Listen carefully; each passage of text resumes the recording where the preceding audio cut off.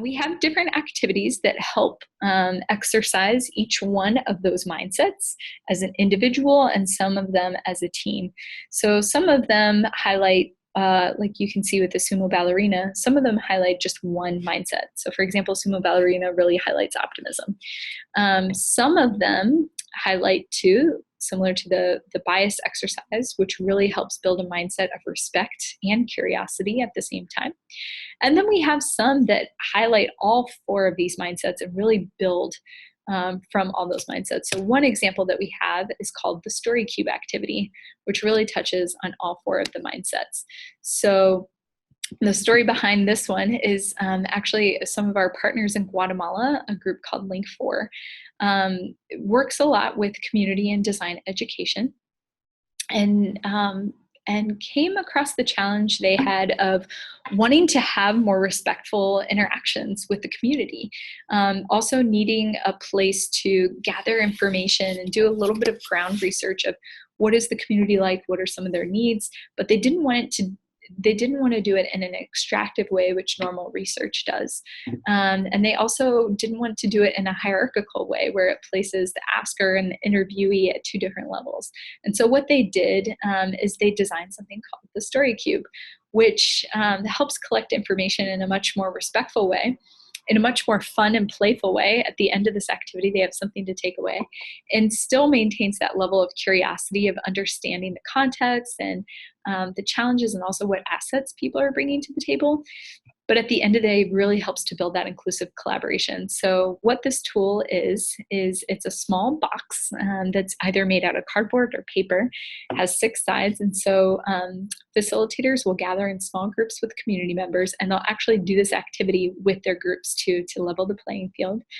And on each side of the box tells a different piece of a person's story. So the front of the box is an avatar where you get to draw how you see yourself.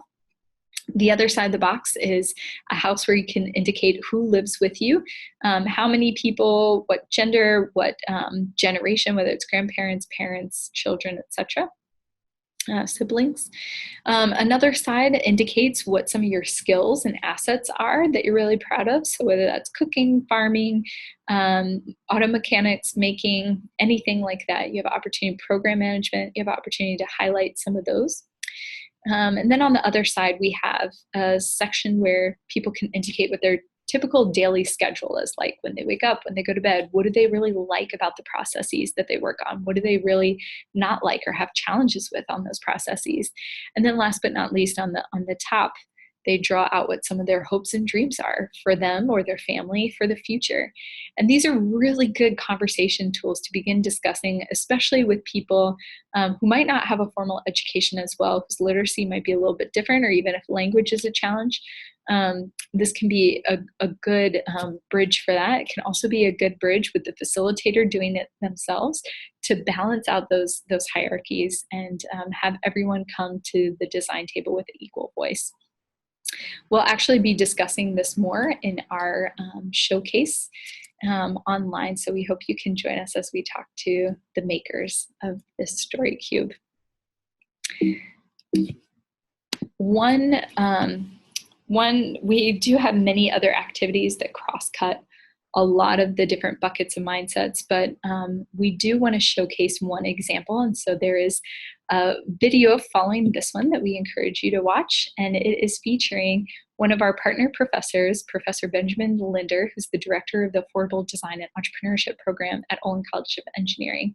And he's led a lot of our different empathy sessions at a lot of our different design summits, and also has run it with his design students as well. And so in talking about participatory design, I think we all know and agree that it's important to think how we're doing this work sensitively.